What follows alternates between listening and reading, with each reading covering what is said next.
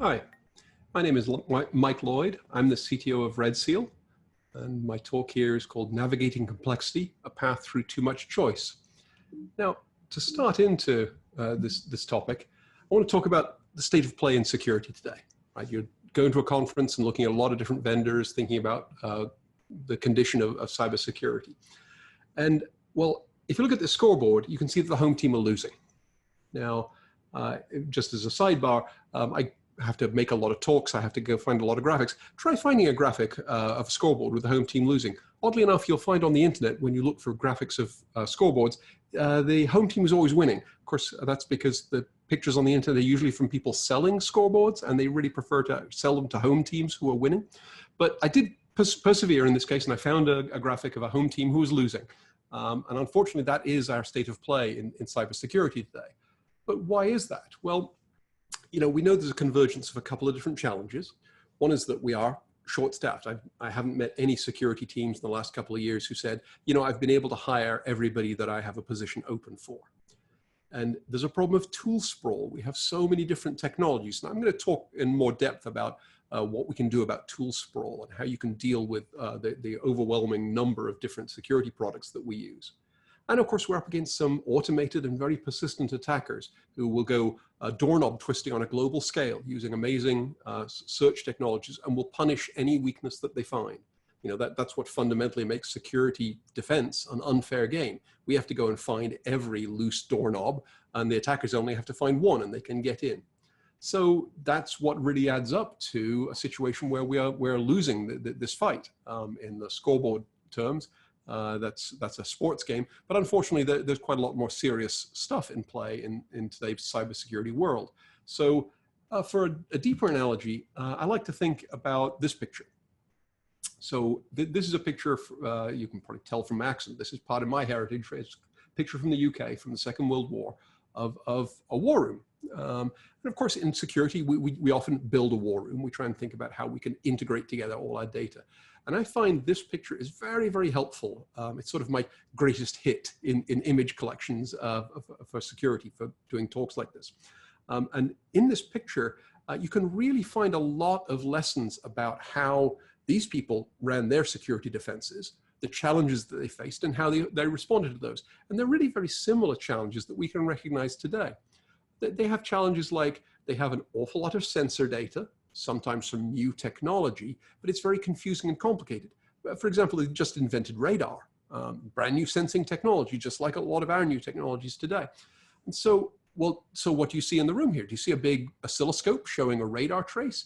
No, you don't. What you see is up around the edges of the room, around the back, you can see people in uniforms, some of them with headphones on or on telephones, and they're dealing with fog of war, all this complex information coming in from the outside world. And it's contradictory and muddy, and we have a lot of the same challenges when we try to sort through our security data. So what do they do with all that data? Well, they synthesize it. They have special security analysts and data analysts in the war here who are trying to analyze all this information to understand what it means, get intelligence out of it. And they feed it down to the women you see around the table at the bottom. Now, these women are not just pushing counters around. They are highly skilled military analysts, and they knew exactly what they were doing. But what they're trying to do is represent all the information that the people connected to the outside are telling them about what's going on out there. But they're arranging it on this table. Now, this is a map of southern England. This is not a map of northern Germany. Remember, these are people who are losing the war that they're fighting, but they managed to achieve great resilience. They were very, very effective at organizing limited resources, short-staffed, with an outgunned by their enemy, and yet they managed to coordinate really well. And that's what these women are doing. They're arranging information on a table so that a guy at the back with a tie that you can see can make a visual decision, can interpret this complicated data about where they have a defensive gap and where do they need to move the Spitfires so they can fight back.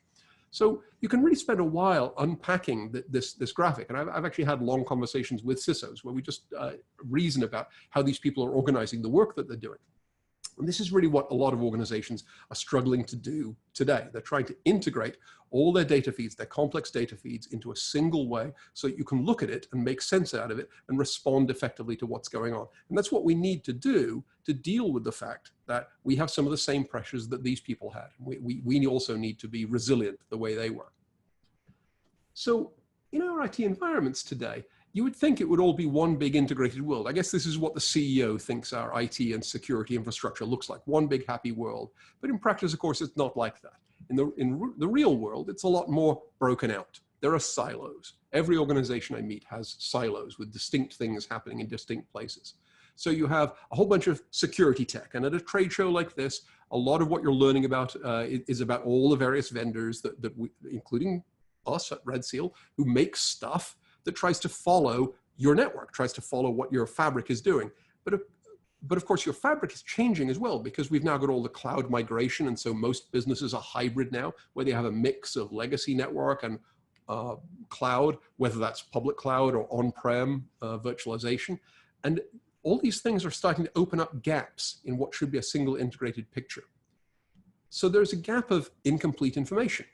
All the security tech that we deploy, it's all wonderful. I mean, there are so many better mousetraps in this world. We'll talk later about the way that there are about 2,000 different security technologies on sale at the moment, 2,000 different vendors with a better mousetrap. And that's a lot, right? But all of them struggle with just even knowing what's out there. It's very, very hard to get a perfect inventory, very, very hard to understand what it is you're chasing with all of your selected products out of the 2,000 things that are on sale. So you have incomplete information. You also just have different worlds, right? There's the endpoint silo, the networking silo, sometimes separate from the network security silo. And the cloud guys, they barely even speak the same language, right? They have their whole DevOps world. They think about things a different way. And we'll talk a little bit more about that.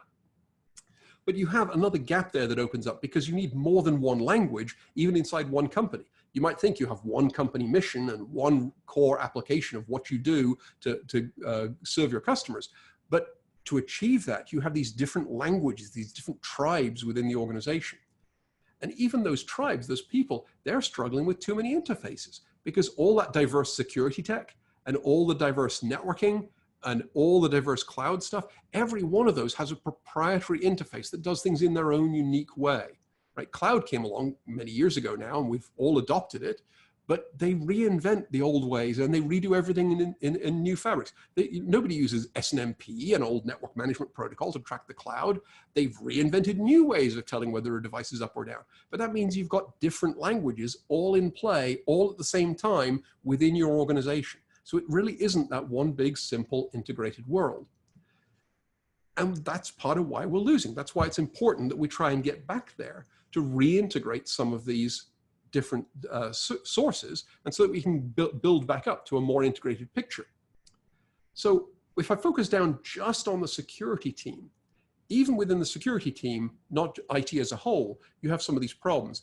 I talk to a lot of different organizations, and I try to find out how many security products do they use. And I find a range, but somewhere between 15 and 50 is about typical. Now, that's reasonable, right? All those products were purchased for good reason because they have real use cases. I'm not suggesting anybody was ripped off, but that's a lot of different products to understand. Now, when you compare those products with a complicated user interfaces, because they all do complicated things, to the number of people you have to drive them, most people I find have, maybe 20 security products and enough skilled people to operate 3 of them well.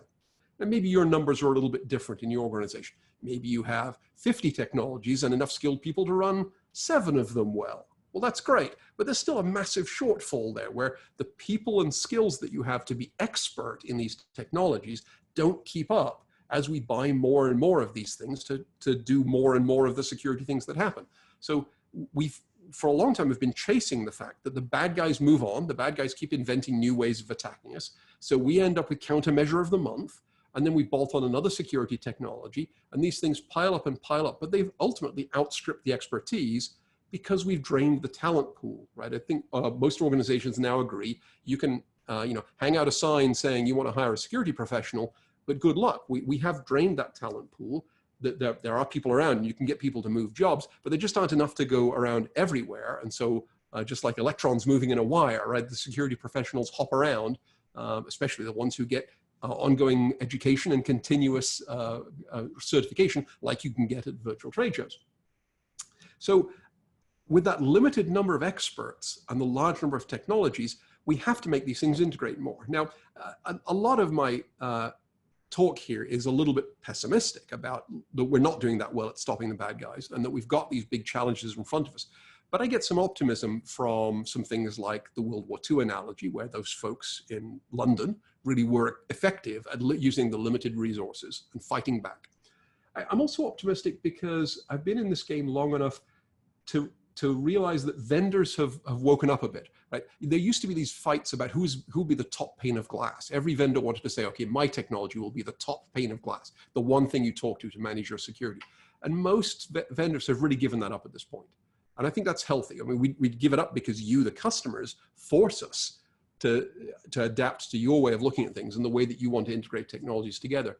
I just want to put out a plea for a second that says, as vendors, we, just like you, face 2,000 other, well, I suppose you look at 2,000 vendors, I look at 1,999, all the other ones.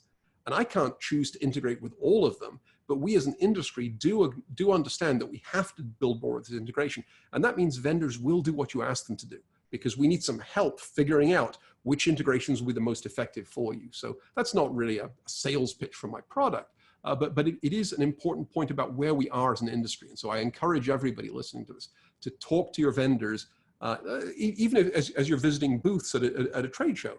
You know, one of the things I've encouraged people to do is don't ask, what does your technology do? Ask, what does your technology integrate with? That needs to be the 2020s question. That's how we can put together the jigsaw puzzle that we're trying to deal with here. So, and what that does is it puts vendors under more pressure to build the integrations that you need so that we can deal with the short staffing that we all face, because we're all in the same boat, right? We're all losing this war together. And so we have to cooperate more. And so I do think there's a healthy mindset shift.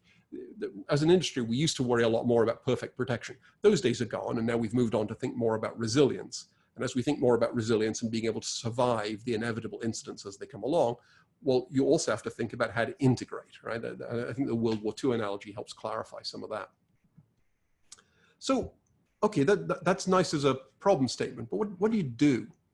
Well, I've got a few examples of what you can do about integration, and then I want to talk some about how you can choose to spend limited resources on this complex security technology. But when it comes to integration, there are a couple of very practical things that I've learned to do over the years. One of them is combining data silos. Very frankly, this first example, I learned to do almost as a side effect of what I do in my day job. But what I've learned, just putting in company terms for a second, is every company has data silos. I talked earlier about there's the network ops team, and then there's the endpoint team, the vulnerability management team. There are these teams all over the place. And security teams have a unique pressure to get a complete picture. Only security is obsessed with completeness, because only security teams realize that the bad guys hide in the dark space, right? A NetOps person or an IT admin thinks 99% is good enough. Because if you've got 99% coverage of all your assets, you're really doing an excellent job. You can get a bonus and get on with your life. In security, of course, if we only have 99% of the data, the bad guys will hide in the 1% because they have these automatic search tools that will find wherever they can hang out that we can't see them. So they will gravitate natively, either through skill or through just Darwinian evolution. They'll go and hide in the corners that are unmanaged. So security is uniquely obsessed in the organization. It's the only part of the organization that really needs to think 100%. I need 100% information on what's going on. But that means we can help get towards that by going to each data silo. And everybody knows in security that you go to a data silo and you're expecting it to be garbage. You're expecting low quality data. You're not expecting it to be perfect. But the fact that as security professionals, we compare data silos to each other, that is incredibly valuable. That was something I learned almost by accident. Because what we do at RedSeal is we build up a model. We build up that table that you saw in the war room, right? In the World War II war room, that map where people look at their defensive situation. That's what we do at RedSeal. But that means we have to combine network information with endpoint information. We have to look at routers, firewalls, and load balancers, that view of the world, the NetOps view of the world. We have to combine that with endpoint data, because what we do is attack simulation. So that's how we find out, is your defensive situation weak or is it strong, by attacking an integrated model of your network and your endpoints. But that's all well and good. That's the fancy RedSeal value proposition. But take a step back. That means we have to combine two data silos in the way that I'm talking about. We have to combine networking data with endpoint data. And the first thing we found, no surprise to anybody who's worked in the security space, is when we went to a customer and said, okay, I'll take your vuln scan data, and that's the vuln guy's view of the world, and I take the networking team's view of the world, and I compare them, I get this, right? I get some overlap where my hands line up, but you get quite a lot of the network that doesn't line up at all. There are endpoints that have no network to live in. There are whole chunks of the network that have no hosts in them. What, those were built for fun? No, I don't think so. I think it's that the vuln management guys differ from the NetOps guys in how big your company even is, because nobody has a really great inventory. So as a side effect of that, I honestly got this wrong at first. I thought 10 years ago that, okay, this is a barrier, this is a problem, and we need to just sort of try and reduce the cost of ownership by not focusing so much on the discrepancies in the data. And a couple of CISOs really, hit me with a clue bat and said, no, you don't understand. When you uncover that, you uncover primary security value because of the discrepancies between the data silos. The fact that they don't line up is immensely valuable because inventory is the most important thing. 100% knowledge is the most important thing, getting towards 100%. So what we ended up doing was changing the way our product stages its technology. We lay out a customer journey in multiple phases. And one of those early phases just gets into, look, your data sources are going to disagree with each other. So let's look at that, let's plan for that, and let's go find the discrepancies between your data sources. And this is something you can do. You don't need to use RedSeal to do this. We're very good at it because we had to integrate the data feeds that we want. But if you look at your organization and you're thinking about something practical you could do right now, if you think about data silos, think about the ones that are likely to differ the most and try and combine them and see if you can find the deltas between them. For example, the NetOps team really doesn't think much about endpoints, but the vuln scanner team thinks only about endpoints. And so those are quite different perspectives on the elephant, if you think about the sort of blind men looking at an elephant story. And so if you can combine different perspectives like that, just using Excel, you can find enormous richness in the ways that they disagree with each other, like this chessboard, right? I think of it as trying to combine the chessboard of the NetOps guys with the chess pieces that come from the vuln management guys. Put those two together, and what do you find? Just like this picture, you find chess pieces left over, and you find blank chess squares. And that's really a valuable signal. So that's the kind of integration you can do today to deal with the fact that all these technologies are out of sync with each other, and to help converge them, because it's really uniquely security. Even though they're not all security tools, it's security who particularly wants them to be integrated. So then there's cloud, and cloud is another challenge along the same lines. It's something that is less integrated than most of us security professionals would like. Every network I find is hybrid now, right? From an IT point of view, virtualization came along, and that was great, and then we invented cloud computing, and now everybody's adopted cloud computing, at least for a chunk of the workloads. But this means, from a security point of view, we now have an apple orange, because these two things really are different. They're not managed the same way, they're not spoken about the same way, the interfaces are different in how you manage them. Yeah, they both do compute, but a Lambda service from an outsourced provider is very, very different from a legacy mainframe or application in a data center.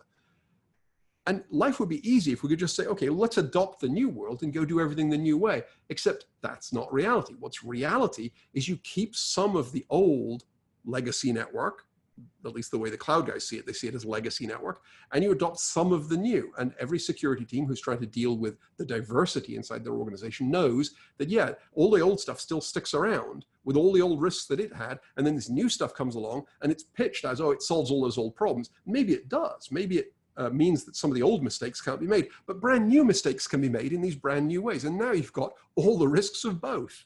And so you have to have some way to put it all together.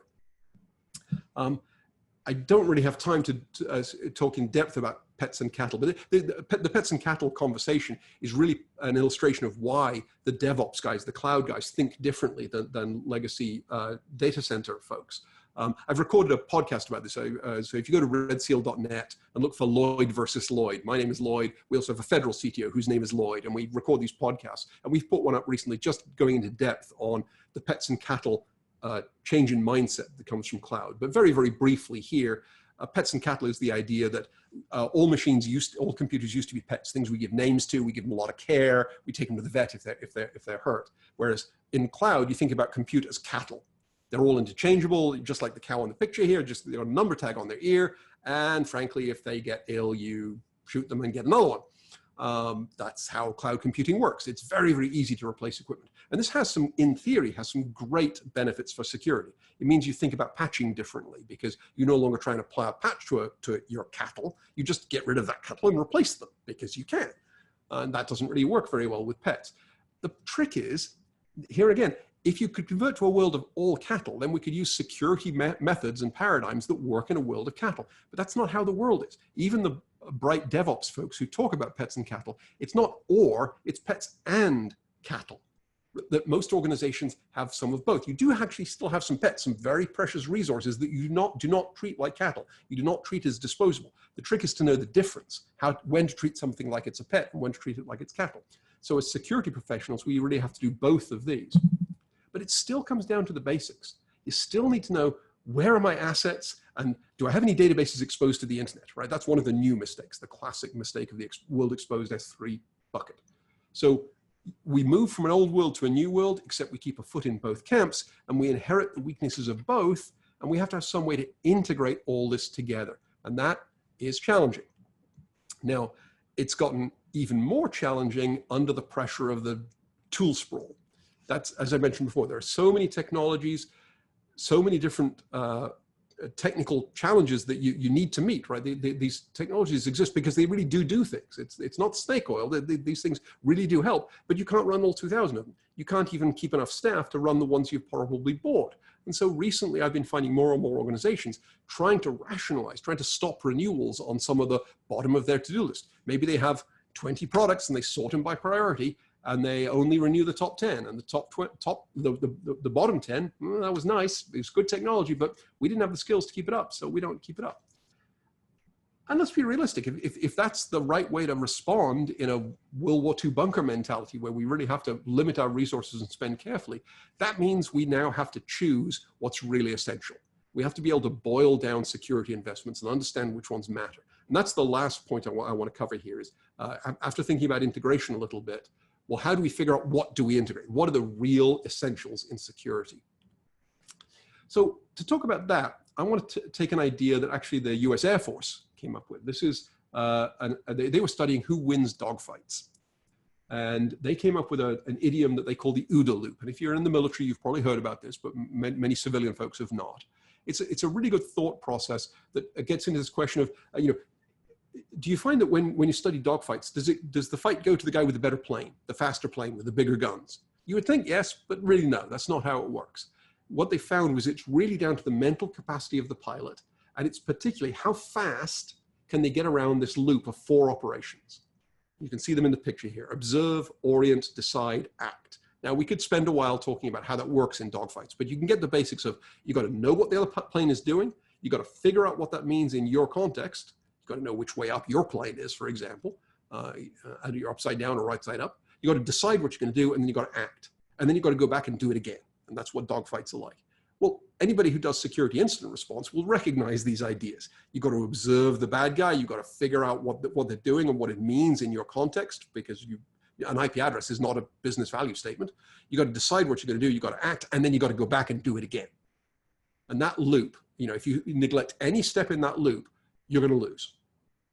Okay, so this is a good military framework, but my claim is this works very, very well to explain how you need to prioritize your cybersecurity investments. You have to make sure that you do all 4 of these, don't skimp on any one of them, and how can you make it around the loop faster? And that might require some automation, that might require vendor integrations, but you need to choose which vendor integrations you invest in based on thinking about this loop. Because I think most folks can recognize, observe. Every security company that I meet, every security team at a company, they have tons of facts. They've invested a lot of money in sensors, that's vuln scanners, endpoint agents, all kinds of observed technologies. And what happens is, as soon as you observe all this data, you drown in data. Everybody has that problem. And of course, as an industry, almost 20 years ago now, we reacted to that with the decide stuff. That's where I put SIEM, where we try to take in this vast amount of data and try and write these magical correlation rules that will just tell us, the root cause was this, therefore you should act in the following way. So that's the decide and act part. SIEM has gotten cornered down now into just the decide piece, and SOAR is starting to take off, so to speak, for ACT. We're trying to get better and better at automating the actions in workflows. So we've got a ton of investment in observe and decide and act. Sensors, SIEM systems, and SOAR systems for those three areas. But where's all the orient? Where are the technologies that really help you map what a given event means to you? The Air Force would say, if you're not doing orient, you're missing the most important thing. That was the biggest red circle in that Air Force version of the diagram. That orient is the most important discipline of the four, and it's the one we don't invest in enough in security. It's where I focus, it's where RedSeal focuses. We are the map makers in that World War II analogy. Speaking of which, I should tie this up. So if you're building your own war room, I suggest this picture is a really good guide to how to do it.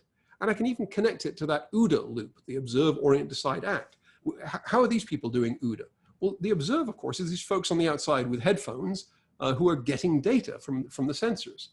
Orient is what these women are doing, arranging this content on a map. That's mapping it to the context of Southern England. Where are the defensive gaps? Where are the resources? How do we fight back? That's the orient step that most organizations do with human sweat equity today that we really need to apply software to. We need to get better at automatic mapping of what's happening so we can orient faster. Ultimately, of course, so that somebody can decide. And of course, ACT doesn't happen in this room. In this case, it happened out on runways with Spitfires.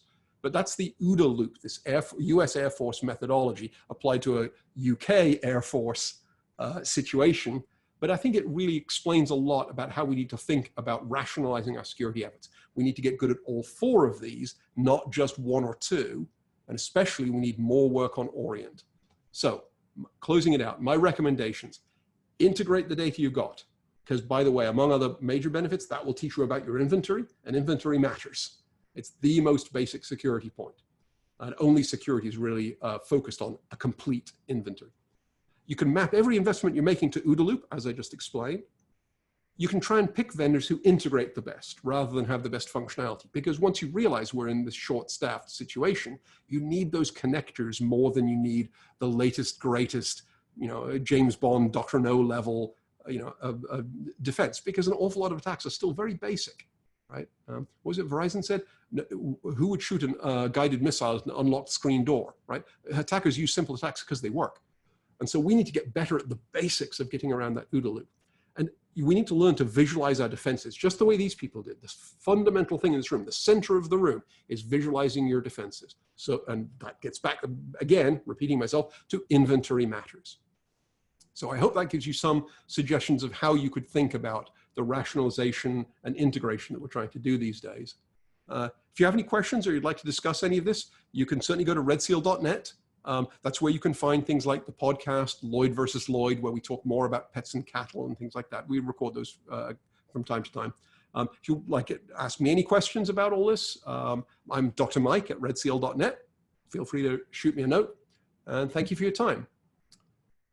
Given that this is a virtual trade show, please don't miss that we also have a RedSeal booth. You can certainly come by and chat with us. We'd love to talk. I'll make my way over there, and we have other folks there, and we're easy to find. So thank you for your time, and we hope to see you in the booth.